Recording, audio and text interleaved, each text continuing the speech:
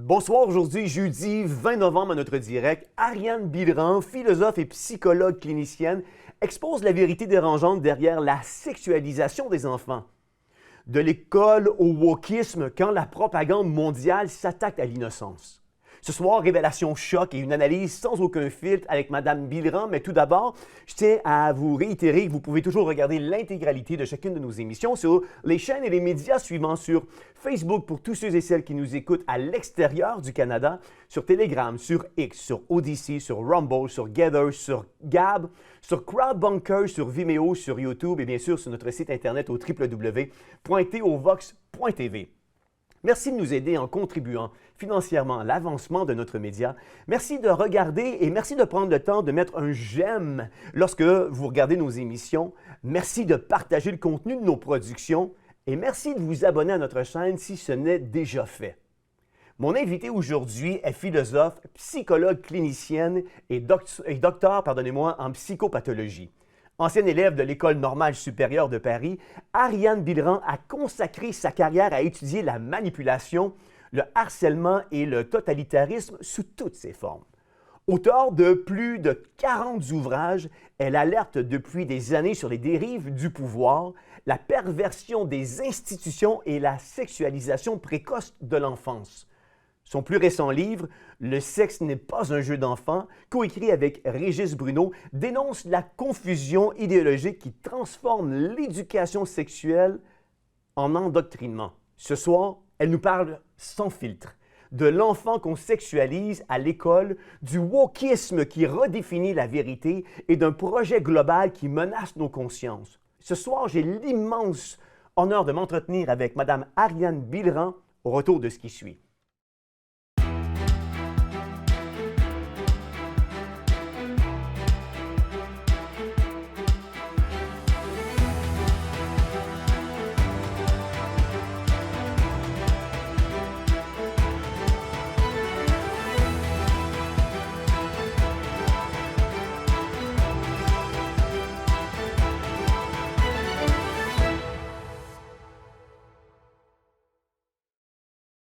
Bonsoir Ariane Bilran. Bonsoir, merci pour l'invitation. C'est moi qui vous remercie d'avoir accepté l'invitation d'être avec nous. Une première sur les ondes de Théovox Actualité. Et Dieu sait, Ariane, qu'on a eu de la misère à avoir cette entrevue due aux pannes de courant que le Québec a vécues la semaine dernière. Donc, merci du fond du cœur pour premièrement, votre flexibilité, votre compréhension et d'avoir accepté de nous donner cette entrevue ce soir. Merci à vous. J'ai beaucoup compati à votre situation. Oui, tout à fait. D'autant plus que vous aviez déjà vécu dans le passé une tempête de neige au Québec, donc vous savez ce qu'on a passé à travers. Tout à fait, tout à fait. Ariane Bilran, avant d'entrer dans le cœur de vos analyses, j'aimerais qu'on comprenne ce qui vous a amené à développer une telle lucidité sur notre époque. Vous êtes philosophe, psychologue clinicienne, vous avez passé votre vie à étudier les dérives du pouvoir, la manipulation et la folie collective. Dans un monde où la pensée s'uniformise, vous faites partie de ceux qui résistent encore à la censure et à la peur. Ce soir, avant de parler de l'enfant et du totalitarisme moderne, j'aimerais découvrir et faire découvrir qui est Ariane Bilran et ce qui vous a poussé à affronter la face sombre du pouvoir. Donc, d'entrée de jeu, on se lance ensemble. Ariane Bilran, entre la philosophie et la psychologie, qu'est-ce qui vous a poussé à explorer la face sombre du pouvoir? C'est une question à la fois très importante et à la fois à laquelle il m'est sans doute compliqué de répondre, mais je vais tout de même essayer. Je crois que tout ceci démarre dans l'enfance. J'ai eu une enfance dans la banlieue parisienne dite un petit peu compliquée, voilà, donc en cité, au milieu de l'immigration de l'époque. Donc moi, je suis née en 1978. J'avais des parents euh, qui venaient d'univers contrastés, puisque ma mère venait plutôt de la grande bourgeoisie et puis anciennement des anciennes familles aristocratiques corse et toscanes, et puis qui s'était d'ailleurs fait dessaisir amplement à la Révolution française. Hmm. Et puis de l'autre côté, Donc mon père était plutôt issu d'une famille d'agriculteurs, de maquignons, de paysans d'Occitanie. Mais tous deux s'étaient retrouvés et rencontrés d'ailleurs en tant qu'instituteurs en Seine-Saint-Denis, donc dans une banlieue difficile où il s'agissait, ils avaient l'idéal, on va dire, d'extraire à la fois de la misère Hmm. et de l'ignorance les enfants et les adultes essentiellement issus de l'immigration en cité. Voilà, donc ça c'est un peu le contexte. Et donc j'ai été très très tôt exposée à l'observation de ce qu'est l'exclusion sociale, Hmm. euh, puisque on est au cœur de ce qui est absolument banni à la fois de la société en général et puis de vocation, voilà. Et dans le même temps, j'étais issue d'une famille qui était très sensible aux humanités, hein, puisque ma grand-mère, André Girolami-Boulinier, avait été professeur de lettres classiques. Mon père aussi avait étudié les lettres classiques. Donc, il y avait une Hmm. sensibilité, une transmission aussi sur la partie très humaniste Ouais. qu'on a oubliée aujourd'hui et sur laquelle on fait de nombreux contresens. Donc, j'ai été très tôt exposée à l'exclusion sociale, à la violence, tout simplement à la misère. Et ensuite, par différents concours de circonstances, j'ai été aussi propulsée dans d'autres classes sociales et ça m'a donné Hmm.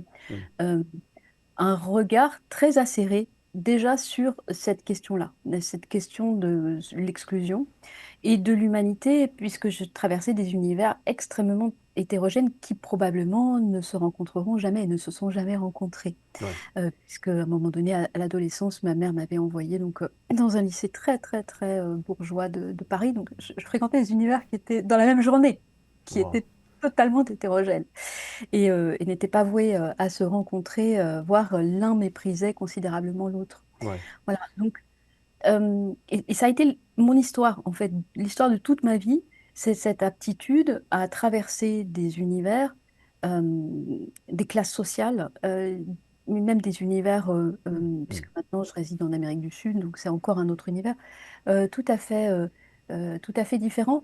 Et dans le même temps, quand j'ai commencé après à travailler dans les entreprises, j'ai aussi visité énormément de secteurs. J'ai visité des entreprises aussi au Québec, hein, parce que j'étais très appelée pour le harcèlement dans les années 2010, etc.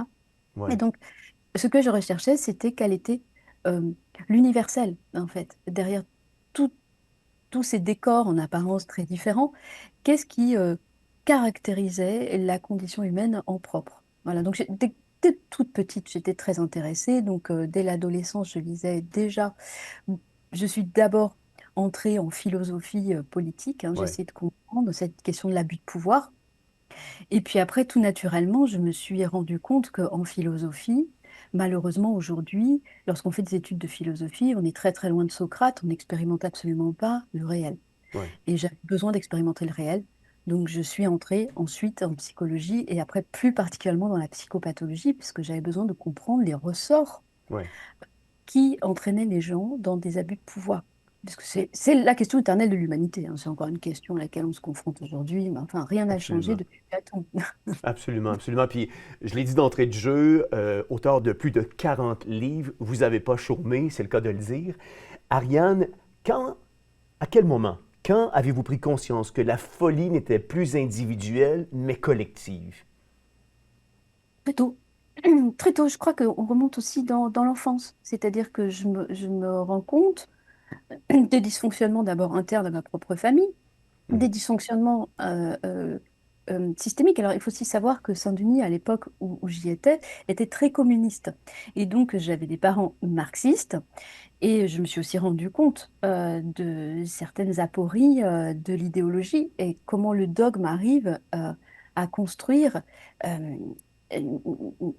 quelque chose qui abîme les gens et qui Ouais. les empêche d'être dans une individualité propre.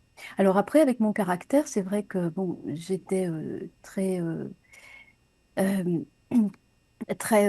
précoce et donc toujours première à l'école, etc. Mais je m'intéressais beaucoup plus aux derniers de la classe, que je trouvais plus Hmm. créatifs, ce qui embêtait énormément mes professeurs. Ouais. Mais je les trouvais plus pertinent dans la manière d'interroger en fait ce qui se passait au milieu, c'est-à-dire ce conformisme. Et j'ai toujours trouvé que cette marge, cette marginalité, elle avait un apport considérable pour empêcher qu'on s'endorme Ouais, sur des prérequis moutonniers. Et aujourd'hui, cette marginalité, elle est absolument persécutée. Donc, tout à fait. c'est un vrai problème parce qu'on a besoin des deux, en fait. Ouais, ouais. Vous parlez souvent de délire de masse institutionnalisé. À quel moment exactement vous l'avez vu s'imposer? Est-ce qu'il y a-t-il eu un moment charnière où vous l'avez vu d'une façon concrète s'imposer davantage? Alors, je l'ai vu d'abord dans les entreprises, puisque donc une fois que j'ai soutenu mon doctorat de psychopathologie, là encore, j'avais deux chemins qui s'offraient à moi. Soit je prenais la carrière universitaire, soit j'allais expérimenter dans les entreprises. Donc, j'ai gardé des cours à l'université pendant plusieurs années, mais j'avais besoin, j'avais envie vraiment d'expérimenter cette réalité, d'aller voir concrètement. Donc, on m'appelait régulièrement quand il y avait une plainte de harcèlement pour essayer de débroussailler ce qui se passe. Hein, Mhm. est-ce que c'est une vraie plainte, une fausse plainte? Est-ce que tout le monde, est-ce qu'il y a réellement un problème? Quelle est la nature du problème? Donc, je Ouais. faisais des enquêtes. J'avais construit une méthodologie d'enquête tout à fait, de manière tout à fait pionnière à l'époque. J'ai formé beaucoup de gens à cette méthodologie d'enquête. C'est la raison pour laquelle, d'ailleurs, on m'avait appelé au Canada. Et, euh, et donc, dans la compréhension de ce que c'est le harcèlement, donc j'ai construit déjà le concept d'îlot totalitaire, c'est-à-dire des îlots dans lesquels il y a des mécanismes de groupe Mhm. qui créent une situation de harcèlement.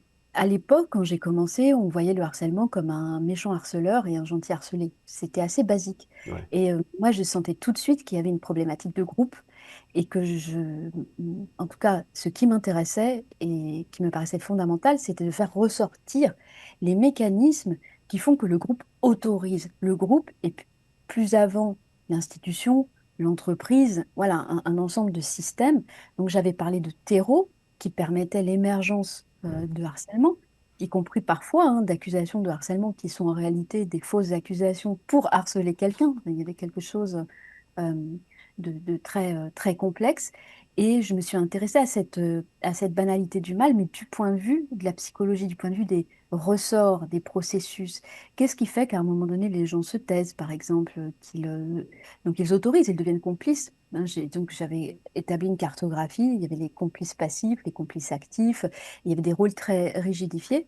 Et puis petit à petit, évidemment, je continuais ma compréhension dans mes études de philosophie politique. J'avais travaillé à la Sorbonne sur la maladie de civilisation chez Nietzsche. Donc forcément, du micro au macro, je suis rapidement passée dans ces analyses. C'est-à-dire que moi, je ne pratique pas une psychologie individualiste. L'individu n'est jamais, euh, comment dire, il n'est jamais dissocié de son contexte, de son histoire, du groupe Mhm. d'appartenance, de ses identifications. Donc tout ça me paraissait faire sens. Et puis en 2020, en 2020, j'ai vu les mécanismes que j'étudiais jusqu'alors à l'échelle de groupes, d'institutions et d'entreprises, eh bien, être employés sur l'ensemble des populations mondiales. Ouais. Donc j'ai pris la parole. Voilà. Ouais. 2020 a comme concrétisé ou mis en évidence le fruit de votre travail sur lequel vous aviez étudié pendant tant d'années. Oui, j'ai pris la parole, j'ai analysé, en fait, comme je le faisais dans mes enquêtes en entreprise, ce qui se passait du point de vue des processus, du point de vue du langage, du point de vue, voilà, des mécanismes de soumission employés sur les populations. Mhm. Et donc, j'ai offert rapidement ce travail. Et puis ensuite, ça a donné, bien évidemment, ce livre qui, pour moi, en tout cas, est majeur, Psychopathologie du totalitarisme, Ouais. qui d'ailleurs va paraître aux États-Unis, va paraître en Espagne, et voilà, dans d'autres pays Mhm. je considère vraiment que c'est l'aboutissement de toutes mes recherches. Absolument. Qu'est-ce que la psychopathologie du pouvoir et comment ce concept aide-t-il à lire notre époque aujourd'hui? Alors, la psychopathologie, c'est une discipline interne à la psychologie. En psychologie, on a en réalité plein de spécialisations. Donc, selon on va étudier la psychologie comportementale ou voilà, psychologie cognitive, on n'est pas du tout dans la même approche qu'en psychopathologie. Donc la psychopathologie, c'était ma spécialisation, parce que j'ai un doctorat de psychopathologie. Mhm. Et c'est l'étude des processus psychiques. C'est-à-dire, on ne va pas catégoriser des individus, etc. On va essayer de comprendre comment ça marche. Comment ça fonctionne un délire, puisque là, c'était pour le coup mon doctorat. Comment ça fonctionne à l'intérieur de la tête de la personne? Quelle est la nature du langage employé? Comment Mhm. ça se contamine aussi, puisque c'était l'un de mes cœurs de spécialisation, c'était l'étude de la psychose paranoïaque. Donc, on savait qu'elle était contagieuse, hein, Ouais. on avait parlé de délire à deux, etc., mais jamais on avait réellement analysé ces mécanismes de contagion. Et ça m'intéressait vraiment au plus haut point, donc c'est ce que j'ai fait. Et donc, quand on va parler de délire de masse ou voilà d'autres types de délire, eh bien, pour moi, il s'agit de comprendre, pas seulement de dire, ah, c'est une pandémie de peur, c'est comment ça marche, comment je me laisse corrompre et entrer, et comment j'entre dans un délire Mhm. euh, sans m'en rendre compte, en fait. Et qu'est-ce que c'est que la nature d'un délire? Et donc, la psychopathologie, elle étudie ces mécanismes, que ce soit au niveau individuel ou que ce soit au niveau collectif. J'avais déjà donc créé la psychopathologie d'entreprise, justement, à travers mes enquêtes. C'était une approche tout à fait singulière Ouais. à l'époque. Et il m'est venu tout naturellement de créer la psychopathologie du totalitarisme, c'est-à-dire, c'est à la fois c'est à la croisée de l'étude des processus psychiques, de la philosophie politique et aussi de la philosophie du droit et presque aussi de la métaphysique, puisque l'idée c'est qu'est-ce qui est attaqué, par exemple, quand on est dans un système totalitaire, c'est bien sûr l'âme humaine, c'est bien sûr la vie intime du sujet. Donc comment tout ceci fonctionne. Et j'aime aller au fond des choses, j'aime investiguer et Mhm. aller jusqu'au plus près des mécanismes les plus subtils qui sont en réalité les plus importants. J'ai envie de vous poser la question suivante parce que je trouve ça fascinant de la façon dont vous le décrivez. Comment un individu peut s'apercevoir qu'on essaie de le manipuler ou qu'on contrôle un narratif ou on contrôle une population à entrer dans un certain narratif versus, par exemple, un individu qui s'en rend pas compte, puis rentre et suit la masse? Oui, alors c'est une question complexe. J'y avais déjà répondu lors des enquêtes de Rainer Fulmich, hein, pour le grand juriste, c'était une question qu'il m'avait posée. Euh, il faut comprendre que le totalitarisme cherche à fabriquer l'individu de masse. Et l'individu de masse, c'est quoi? C'est un individu qui n'a plus d'esprit critique, Hmm. qui a perdu à la fois ses facultés rationnelles, mais également ses facultés émotionnelles. C'est-à-dire qu'il se laisse imposer ses émotions de l'extérieur. Si on lui agite un chiffon de peur, il éprouve de la peur. Si on lui dit si tu dois éprouver de l'empathie, il va éprouver de l'empathie. Donc il Ouais. n'a plus, il est dépossédé. Donc la question c'est comment se laisse-t-on déposséder? Et il y a beaucoup d'axes à travailler en parallèle, mais le premier me ramène à la philosophie socratique, c'est-à-dire que les individus qui se laissent déposséder sont d'abord des individus qui ne se connaissent pas eux-mêmes. Donc Hmm. ils n'ont pas accès à leur intériorité pour tout simplement sentir que là, ce ne sont pas leurs émotions, qu'elles sont imposées de l'extérieur, puisqu'on manipule, ça c'est assez connu, et je l'avais fait ressortir aux émotions. Bon, Aristote disait de crainte et de pitié, mais de peur, d'empathie, c'est la même chose, hein, Mhm. c'est comme ça et de culpabilisation, qui est un prolongement de l'empathie, on l'a vu pendant le Covid, Ouais. mais aussi on manipule en attaquant la rationalité. Et donc, il faut euh, si vous voulez, j'ai oublié de préciser que dans mon parcours d'humanité, je suis d'abord professeure de lettres classiques, de latin et de grec, et que ça m'a énormément aidé en réalité dans mes études, dans ma compréhension de la psychopathologie, etc., de connaître ces civilisations Ouais. euh, antérieures. Et donc, ce qu'il faut bien comprendre, c'est que pour faire société, les Grecs anciens disaient qu'il fallait deux choses. Il fallait la rationalité, c'est-à-dire qu'on va s'accorder en commun que lorsque nous discutons, si nous ne sommes pas d'accord, nous avons un horizon qui est le même, c'est-à-dire la recherche de la vérité, Mhm. qui n'est pas relative, et euh, la recherche des arguments les plus solides. C'est-à-dire que si nous sommes d'accord là-dessus, moi je suis prête à abandonner mes arguments sans problème, si vous m'apportez des arguments qui sont plus solides que les miens, parce que Oui. ce sera même très satisfaisant pour moi. Donc ça, c'est le premier point pour faire société ensemble. Et pour les Grecs anciens, le deuxième point, c'était ce qu'ils appelaient la philia, c'est-à-dire une bienveillance, Mm. une hospitalité, un amour de l'autre.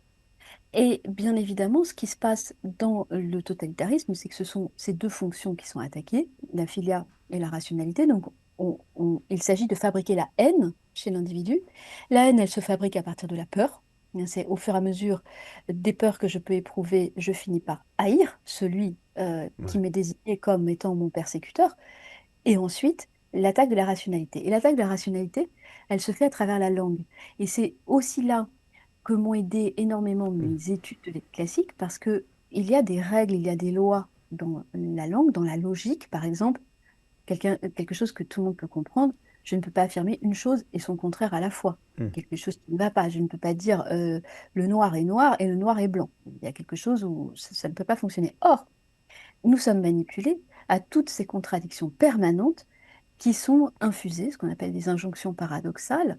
Et j'ai essayé de décrypter comment ça s'était passé, par exemple, pendant le Covid et comment ça se passe dans différentes idéologies. Et puisqu'on va parler des enfants, Oui.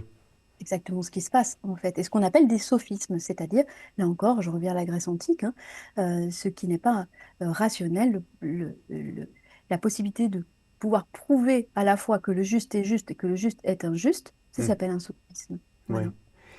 En tant que clinicienne, que percevez-vous, Ariane Billerand, du monde contemporain, une société malade ou une humanité en quête de guérison? Euh, En tant que clinicienne, et peut-être après je répondrai aussi en tant que philosophe, en tant que clinicienne, je perçois une société totalement malade. Oui, c'est-à-dire prise dans ce que j'ai appelé un délire paranoïaque. Ce délire paranoïaque correspond à quelque chose de très précis que j'ai décrit dans un livre qui est adressé aux professionnels, mais que le grand public peut se procurer aussi. Vous sautez simplement les passages un peu complexes, qui s'appelle Psychopathologie de la paranoïa, qui en Ouais. a sa troisième édition. Et il Wow. faut comprendre comment fonctionne ce délire. Et ce délire, il est contagieux. Et comment fonctionne cette contagion? Ça, c'était le cœur de mon travail. Personne ne l'avait fait auparavant. Et simplement, j'ai évolué d'ailleurs entre les années 2010 où je travaillais déjà sur le sujet et maintenant. Et donc, de manière très subtile, qu'est-ce que c'est que cette contagion que je relie en particulier au traumatisme, comment ça fonctionne et comment, en définitive, ensuite, la personne euh, est susceptible d'avaler une idéologie, c'est-à-dire une croyance qu'elle n'examine pas, qui est même irrationnelle, et de s'en faire euh, presque un soutien fanatique Mm. et qui la rassure. Voilà. Et donc, il y a cette dimension. Donc, je pense que nous sommes dans une société très malade. Et après, au niveau philosophique, je dirais que nous sommes dans une société très malade parce qu'elle est très matérialiste et que Mm. nous avons complètement oublié que nous sommes des êtres humains. Et qu'est-ce qui caractérise un être humain? Parce qu'aujourd'hui, on entend beaucoup parler d'intelligence artificielle, etc., Ouais. avec toujours une dépréciation. C'est-à-dire que nous serions inférieurs à la machine, nous serions, voilà, nous n'aurions pas les aptitudes. Donc, il va falloir bien sûr qu'on se fasse greffer. Donc, c'est un contresens majeur sur ce que c'est qu'un être humain. Ouais. Et un être humain, donc je reviens encore une fois à mes sources antiques. On peut bien sûr parler du christianisme, mais avant le christianisme, il y avait une continuité, c'est-à-dire que la charité, c'est déjà une vertu chez les Grecs anciens, hein. L'âme, et j'ai déjà expliqué comment est-ce possible que nous ayons rayé complètement la métaphysique, c'est-à-dire que maintenant, si un être humain, c'est simplement un instrument de productivité capitaliste, eh bien c'est sûr que nous sommes inférieurs à la machine. Alors ça, Ouais. il y a aucun... Ouais. Voilà, il y a un contresens fondamental. Absolument. Donc il faut revenir sur ce qui est sacré chez nous. Mm. Tout à fait. Votre regard clinique a révélé les pathologies du pouvoir, mais dans votre dernier livre, vous touchez à un tabou absolu, la perversion du lien sacré entre l'enfant et le monde adulte. Vous avez notamment, d'ailleurs, intitulé votre livre Le sexe n'est pas un jeu d'enfant. Pourquoi ce titre? Alors ce titre, c'est mon collègue Régis Bruno qui l'a trouvé. Euh, En réalité, je n'avais pas du tout envie d'écrire ce livre parce que déjà en 2017, j'avais écrit L'imposture des droits sexuels et je m'étais heurtée dans quelque chose. je m'attendais à avoir des oppositions, mais je ne m'attendais pas à en avoir autant et de manière aussi sournoise, cynique. Par exemple, les innombrables campagnes de calomnie que je subis en permanence de la part de gens dont il me semblait qu'il devrait être de mon côté. Donc, c'est commencé à beaucoup m'interloquer et j'ai fait beaucoup de recherches. Mhm. Et puis après, je me suis rendu compte que, ben, il y avait aussi beaucoup d'agents qui sont là et qui sont, au fur et à mesure des années, des éléments que je récupérais, qui sont là pour faire semblant de, c'est ce que disait Lénine, hein, on fabrique notre propre opposition. Et donc, c'est exactement le cas pour la sexualisation des enfants. Et c'est très compliqué. Donc, le sexe n'est pas un jeu d'enfant, c'est Régis Bruno qui l'a trouvé. C'est un très excellent titre. Et c'est lui qui m'a persuadée d'écrire ce livre en me disant, Ariane, il faut absolument maintenant qu'on mette toutes nos connaissances au service du grand public parce que Ouais, bah, nous avons la responsabilité de le faire. C'est-à-dire pas seulement dénoncer comme je l'avais fait, ce n'est pas seulement un livre qui dénonce les textes de l'OMS, l'éducation sexuelle, l'éducation à la sexualité et puis tout ce qui s'ensuit, mais c'est un livre qui rappelle les fondamentaux du corpus de connaissances que nous avons en psychologie du ouais, développement de l'enfant. Et ça, c'est très important parce qu'il faut connaître comment fonctionne un enfant, quel est son psychisme qui est très différent du psychisme adulte, pour ouais, savoir comment nous devons le protéger. Et donc, ce livre apporte énormément, y compris en matière de prévention.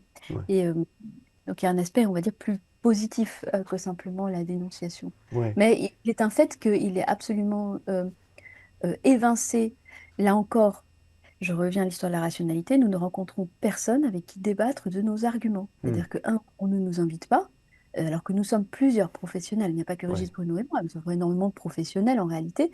Ma première professionnalisation, elle est en psychologie de l'enfant. J'ai enseigné pendant des années le développement psychique de l'enfant. Enfin, donc, je sais très bien de quoi il en retourne. J'ai reçu Hmm. plein d'enfants dans mon cabinet, etc. Mais aussi, donc, tous ces professionnels qui soient experts judiciaires, donc nous, on nous met au banc, comme le fait l'OMS, c'est-à-dire que personne Ouais. n'est disposé à nous entendre et à entendre nos alertes. Et il n'y a pas, donc, on n'a pas de controverse. Hmm. Euh, Voilà. Vous affirmez, Ariane Millerand, que l'enfant n'a pas de sexualité au sens adulte du terme. Pourquoi ce principe fondamental est-il aujourd'hui tant attaqué?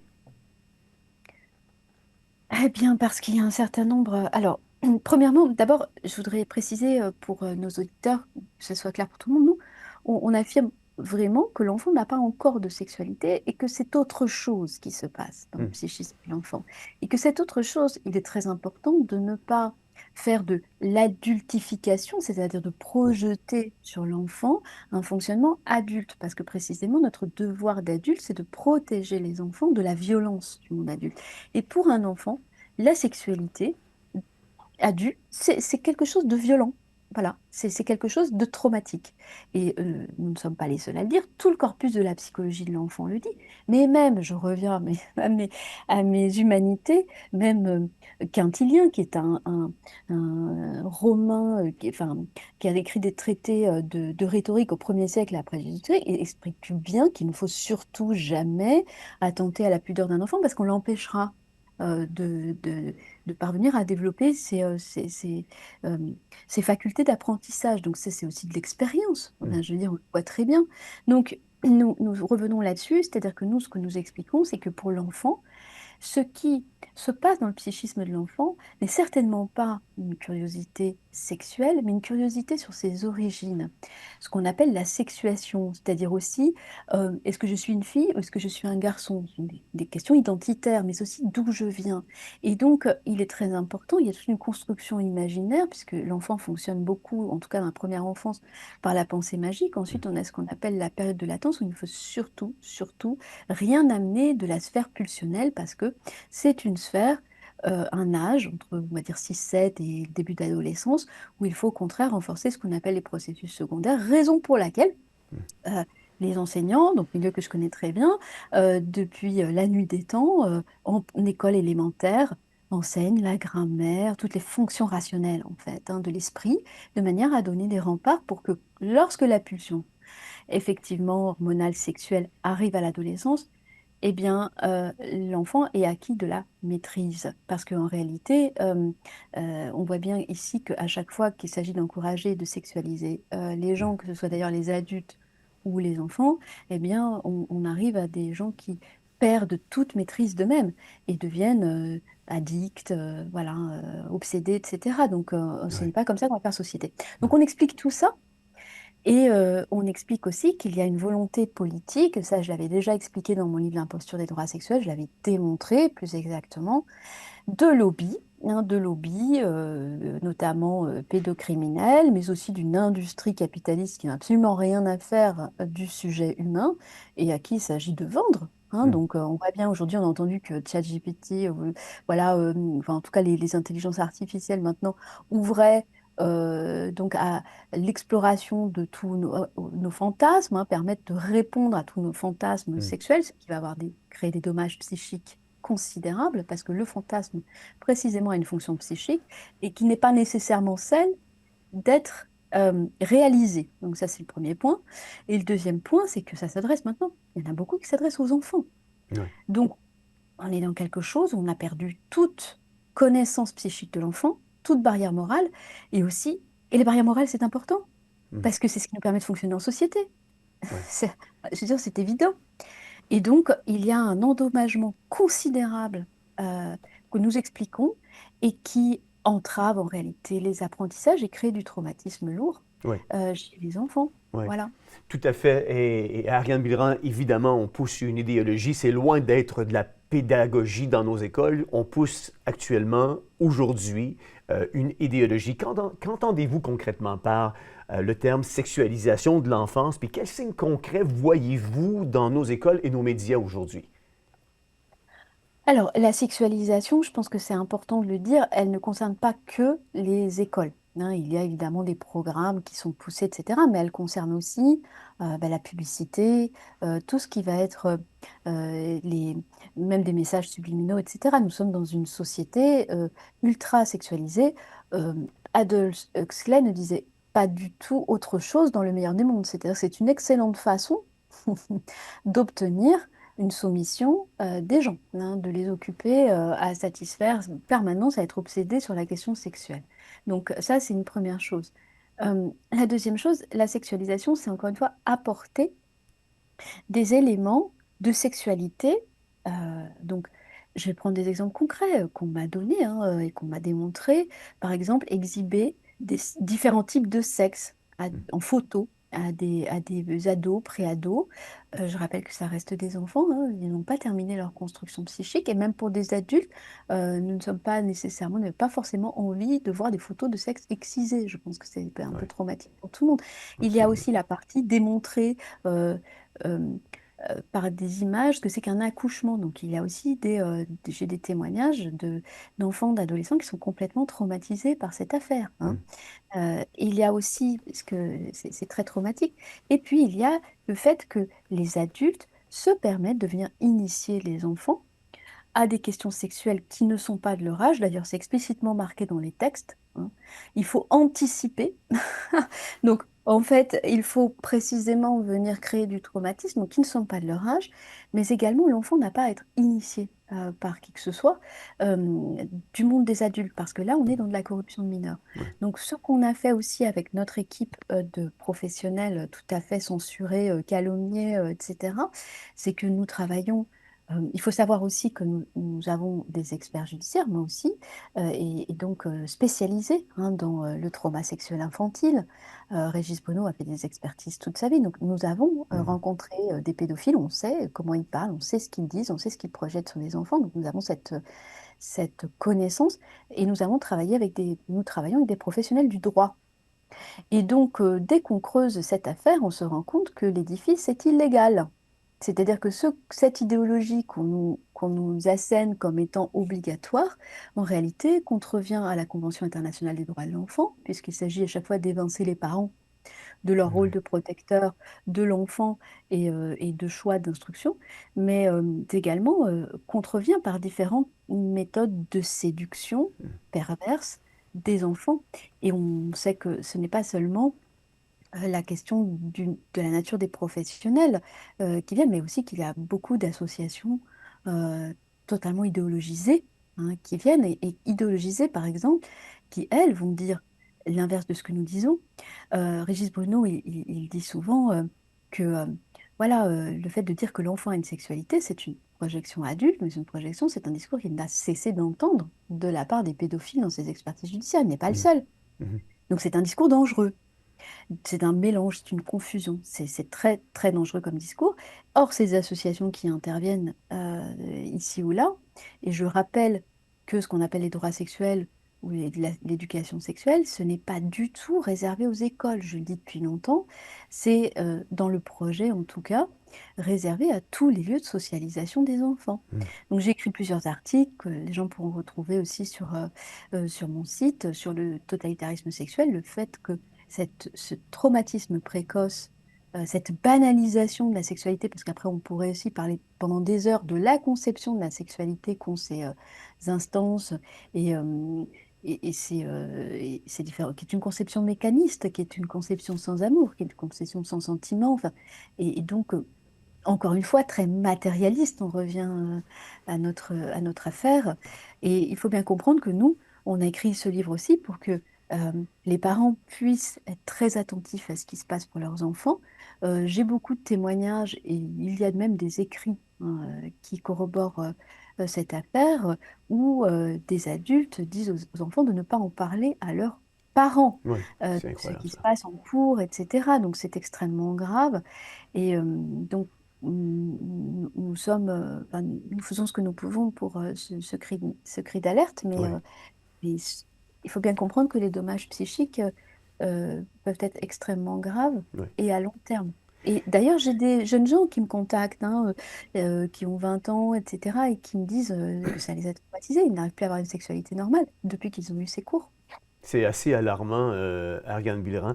Justement, ça m'emmène à vous poser la question suivante. Est-ce que on est en train, dans nos écoles, d'emmener cette hypersexualisation-là chez nos enfants ou à nos enfants afin de les désensibiliser face à une sexualité pour amener un certain consentement de leur part pour justifier la pédophilie? Oui, mais je le pense. Je sais pas que je le pense, même je le démontre. Je démontre qu'il y a des lobbies qui sont, d'ailleurs, je sais très bien les représailles que j'ai eues, donc ça m'a permis de Ouais. confirmer ce point. Il y a des lobbies qui sont là pour militer pour la dépénalisation de la pédophilie. Et puis derrière, on peut avancer encore sur des éléments bien plus graves. C'est donc les idéologies concernant les trans. Encore une fois, pour des adultes, ils font absolument ce qu'ils veulent, c'est pas la question. Mais pour des enfants, il y a un endoctrinement idéologique à des périodes où l'enfant est extrêmement fragile, n'a pas du tout encore construit son identité justement sexuée, c'est-à-dire je suis un garçon ou je suis une fille, qui est un processus extrêmement important Ouais. dans la construction de l'enfant. Et donc on amène ces questions-là. La perversion va jusqu'à endoctriner les enfants, donc après qu'ils peuvent choisir leur prénom, etc. Donc on est en train de faire un abus de pouvoir considérable et on oblige les parents à subir tout ça jusqu'à l'opération, c'est-à-dire jusqu'à des mutilations irréversibles. Hmm. Et je crois qu'il faut le comprendre, ça, c'est-à-dire que c'est en cours. Là, on peut fermer les yeux, on peut dire je ne veux pas le voir, je ne veux pas le savoir, mais c'est en cours. Ouais. Vous parlez de, vous parlez d'un monde qui parle de liberté, mais vous parlez de perversion de la liberté. Quelle est la différence essentiellement? Alors ça, c'est une question philosophique. La liberté, ce n'est certainement pas de faire tout ce que je veux.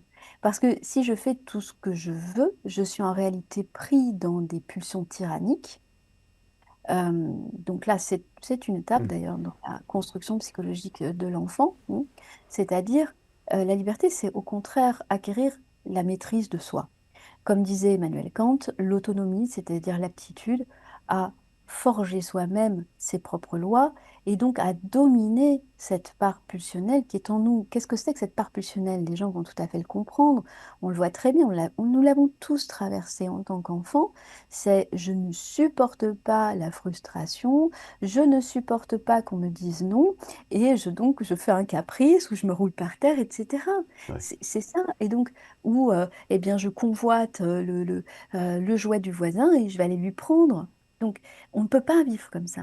Hmm. Et nous avons cette part en nous. Et l'éducation, c'est précisément conduire hors de l'état de pulsion premier, qui est ça, je fais ce que je veux quand je veux, c'est justement dans la bienveillance, apprendre à l'enfant à se contenir et à Ouais. essayer de développer de la discipline, de la rigueur, de la patience, de la tempérance, tout ça, de la rationalité. Petit à petit, ça se fait sur des années jusqu'à ce qu'ils deviennent adultes.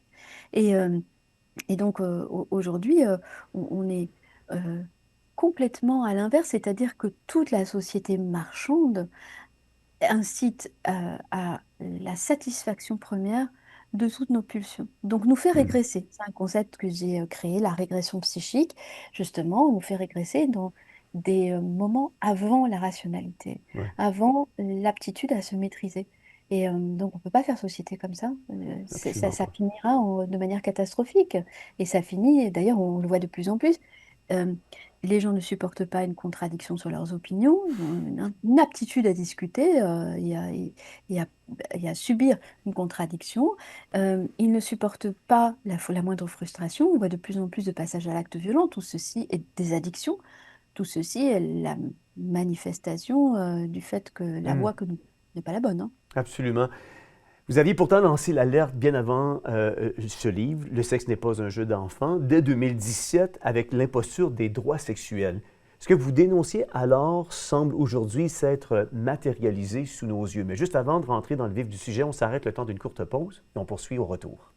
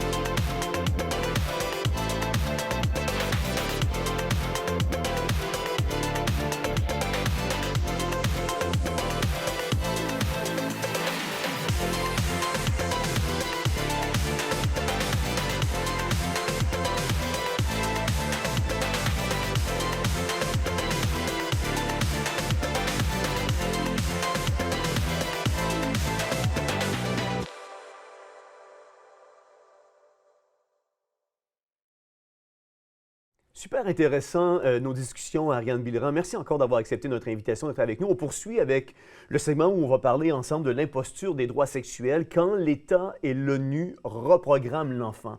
Comment est née, Ariane Billerand, de votre côté, votre enquête sur les droits sexuels? Eh bien, c'était en 2016 et j'ai une collègue qui m'a alertée et m'a dit, est-ce que tu peux faire une recherche sur ces droits sexuels? Et parce qu'elle sait que souvent je fais des investigations et je pensais que ça allait me prendre une semaine maximum. Et puis en réalité, ça m'a pris plusieurs mois parce que j'ai découvert un univers de textes. Donc je me suis dévouée à analyser ces textes internationaux. À ma connaissance, je suis la seule à l'avoir fait parce que Hmm. c'est un développement incroyable d'aller analyser virgule par virgule. Justement, j'ai apporté là mes aptitudes en rhétorique, pour débusquer les sophismes, et je dis que les droits sexuels de l'enfant, c'est un sophisme, hein, donc j'en fais la démonstration, c'est-à-dire c'est un faux raisonnement. On confond, les gens vont simplement le comprendre, on confond le droit qui est le droit juridique qui pose des limites à Hmm. je veux faire ce que je veux quand je veux, avec le droit à faire ce que je veux. Donc on est simplement dans l'inverse, hein. Et donc, j'ai décrypté la Déclaration internationale des droits sexuels du planning familial. J'ai décrypté donc aussi un texte très important qui s'intitule Les standards pour l'éducation sexuelle en Europe de l'OMS. Hmm. Et donc, on m'a rétorqué, mais non, ce ne sont que des chartes consultatives, etc. Or, j'avais lu les textes, donc je savais bien que ce n'était pas du tout avisé de chartes. C'était avisé de faire plier les États à cette nouvelle norme, ou plutôt ce nouveau dogme, qui est l'enfant a une sexualité dès la naissance et Hmm. nous allons l'initier. Voilà, tout simplement. Donc, j'ai été très Pardonnez-moi de frappée. vous interrompre, Ariane, basé sur des recherches de Alfred Kinsey? Oui, tout à fait, tout à fait. Donc, en 2017, à la suite de l'apparition de mon livre, donc j'ai été mise en relation avec Judith Reisman, à l'époque donc par une dame en France qui s'appelle Farida Belgoul.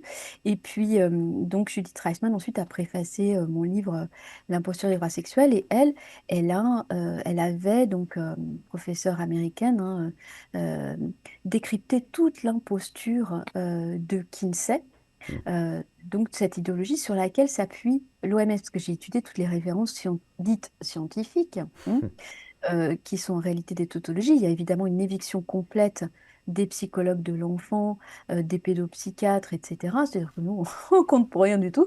Du point de vue de la psychologie de l'enfant, l'enfant n'a pas de psychologie, il n'a qu'une sexualité fonctionnelle. Donc c'est un Wow. petit peu ce que disent ces textes qui sont épouvantables. Et je me suis heurtée à énormément de déni quand j'ai essayé d'alerter, y compris des collègues qui maintenant en sont revenus et qui me disent tu avais raison, mais ça a été un chemin de croix. Hmm. Et je me suis heurtée à énormément de représailles, de calomnies, de choses vraiment épouvantables. On n'examinait jamais en fait la nature de ces textes. Et je me suis rendu compte à l'époque, c'était une initiation, que les médias disaient n'importe quoi. Les médias officiels disaient n'importe quoi et Hmm. ne venaient jamais s'enquérir exactement de ce que contenaient ces textes. Donc ça a été aussi, je me rappelle m'être fait la réflexion, je me suis dit, s'ils disent n'importe quoi comme ça sur tous les sujets, on est, on est quand même dans une situation compliquée. Ouais. Ben, on le voit aujourd'hui de toute manière, les médias mainstream ou traditionnels favorisent de plus en plus un narratif dominant. Il n'y a plus de place pour le débat public, il n'y a plus de place pour l'envers de la médaille ou le contrepoids à un narratif dominant que nous voulons imposer. Ariane Biran, comment l'UNESCO, l'ONU et l'OMS parviennent-ils à imposer leurs standards aux États? Alors c'est une excellente question. Il y a plusieurs biais. Il y a un biais d'infiltration idéologique. Donc, par exemple, je vais prendre l'exemple de la France, que je connais bien. Ça passe par le ministère de la Santé, qui lui-même va contractualiser ensuite avec le ministère de l'Éducation. Donc, ça ne sert absolument à rien de taper sur le ministère de l'Éducation. Ça passe d'abord par le ministère de la Santé. Et donc, puisque c'est un nouveau concept, là encore très curieux, qui s'appelle santé sexuelle, hein, comme si la sexualité était une question de santé. La sexualité est une question de vie intime. Oui. Et ça, c'est une arnaque juridique, hein. C'est très important de le comprendre parce que ça permet de faire basculer dans d'autres champs euh, le fait que l'État se mêle de notre vie intime et de notre sexualité, ce qui est absolument totalitaire. Donc, il y a ce premier point qui est une infiltration idéologique. C'est-à-dire qu'on va reprendre des termes, on va reprendre des phrases et parfois même on ne va pas citer les sources. Hmm. Mais en réalité, on est sur la même idéologie. Et puis ensuite, j'ai rencontré cette fabuleuse avocate qui est maître Virginie Darajo-Recchia, qui, parce que je me posais la question depuis des années, depuis 2017, j'avais lu les textes et je voyais bien qu'il y avait quelque chose qui disait que les États, les lois des États allaient devoir se plier à l'OMS. Et je me disais, mais comment vont-ils faire? Ouais. Et donc, je connaissais beaucoup de juristes, de juges, par voilà aussi mon métier psychologue, donc j'en ai contacté beaucoup, mais personne n'a voulu faire cette recherche. C'était vraiment quelque chose de trop sulfureux. Et j'avais Wow. besoin de comprendre. J'avais besoin de comprendre parce que je ne suis pas juriste. Comment va se faire cette opération? Et donc, j'ai organisé un colloque le 13 mai 2023 à Paris sur la dérive totalitaire sur les enfants, que les auditeurs peuvent voir en ligne sur ma chaîne YouTube, donc avec Virginie Darajo-Recchia, donc avocate, Hmm. Régis Bruno, d'autres collègues, Amandine Lafargue, Karine Bayeux, c'est Karina Terki, donc psychologue. Et nous avons expliqué, et Virginie Darajo-Recchia a accepté de travailler pendant des mois avant ce colloque pour comprendre comment allait se faire cette passation, et elle nous l'a expliqué ce jour-là. Vraiment, je recommande ses travaux, c'est-à-dire que il suffit de changer la coutume des gens. C'est-à-dire qu'il faut donc d'abord que les enfants aient des conduites sexualisées. Donc, comment un enfant va-t-il avoir des conduites sexualisées? Pour nous, il faut le rappeler, en expertise judiciaire, si un enfant a des conduites sexualisées, ce n'est pas normal.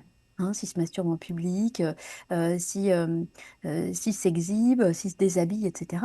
Il y a quelque chose, s'il vient séduire l'adulte, c'est qu'il a été Oui, abusé, d'une oui. manière ou d'une autre.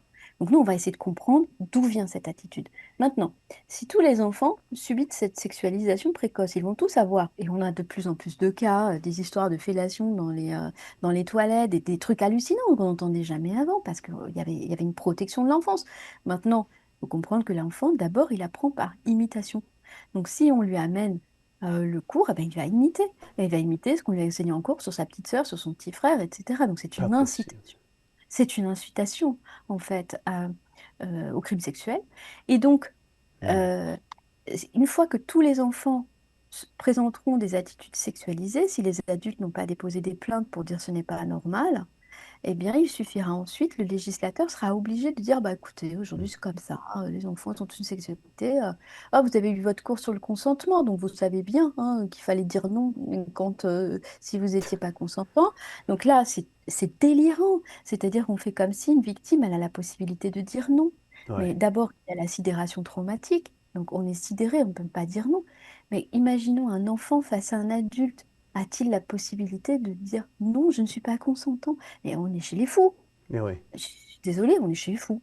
absolument. Alors, Euh, euh, voilà, c'est vrai que nous sommes minoritaires et on le comprend très bien parce qu'on subit des représailles incroyables.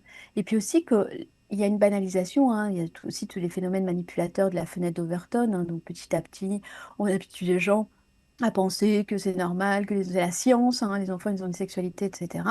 Donc c'est très très dur de tenir le gouvernail, mais nous le tenons. Donc voilà. Ben, là-dessus, Ariane Bileran, je vous dirais, sommes-nous réellement minoritaires ou il y a juste la majorité silencieuse qui a décidé de demeurer silencieuse justement et non pas à monter aux barricades pour s'objecter avec toutes les lois totalitaires et tout ce qui est en train d'être intégré dans notre climat social aujourd'hui.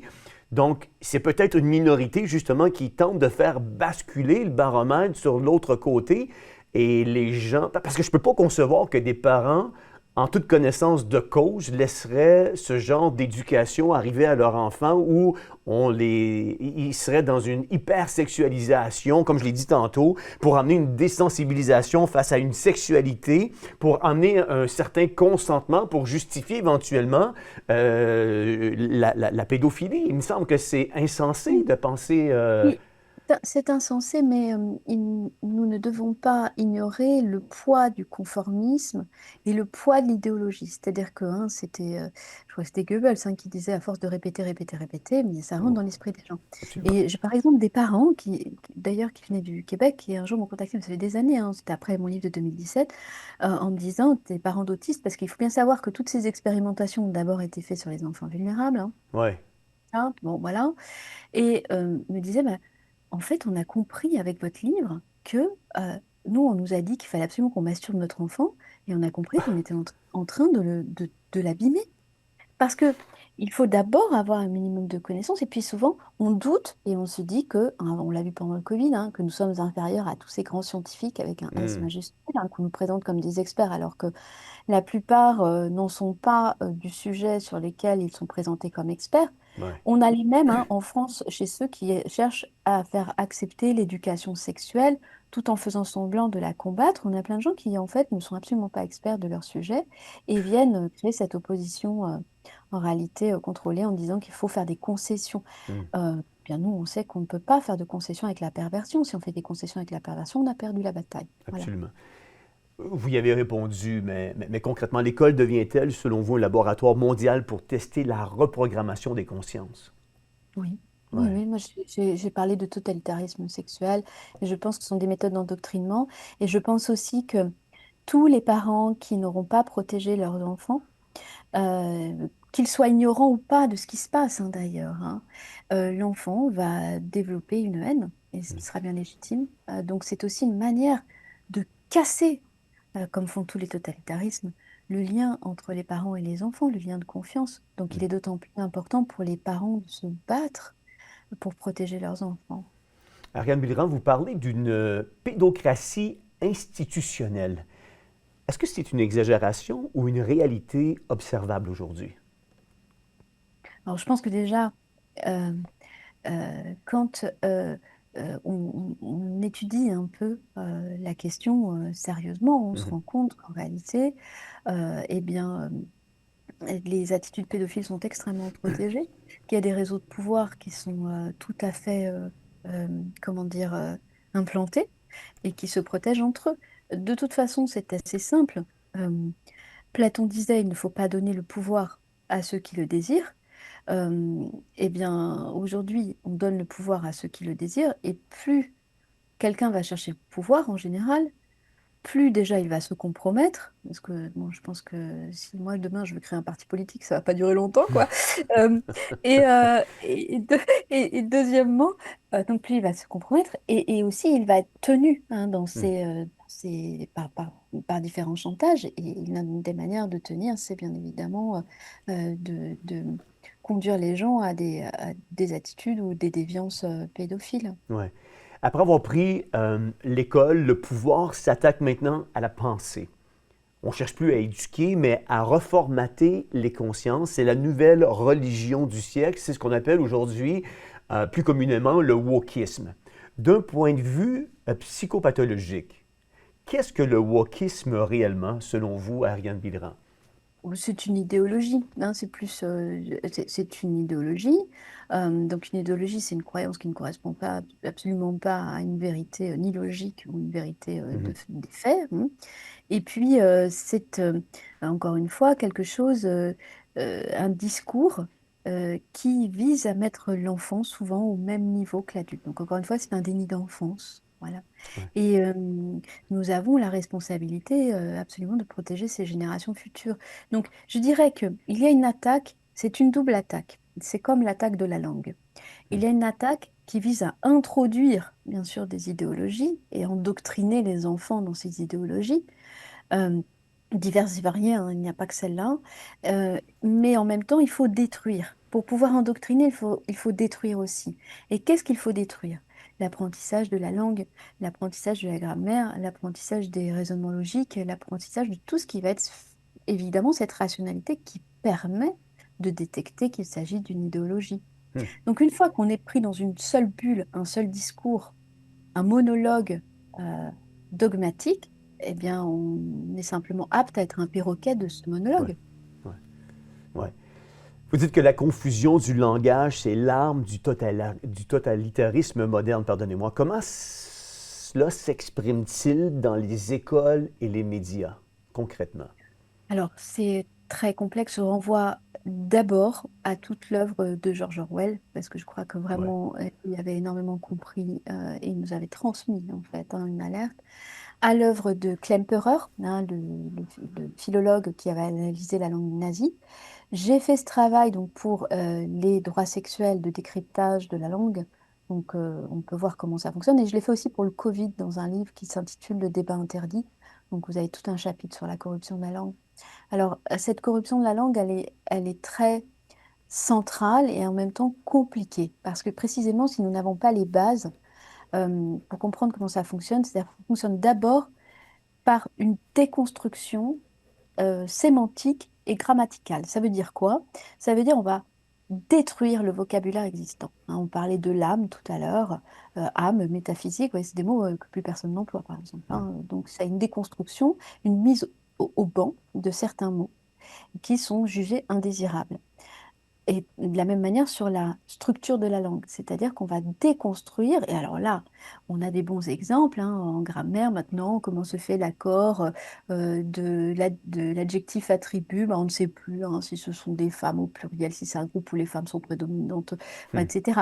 Et encore les femmes, je dis là, je parle très rapidement parce qu'en réalité, il y a une confusion délirante entre des genres grammaticaux, féminin, masculin, voire neutre pour certaines langues, et la femme ou l'homme. C'est-à-dire qu'on s'identifie maintenant à des gens grammaticaux. Donc on est complètement dans une folie paranoïaque euh, qui, qui, qui est dangereuse.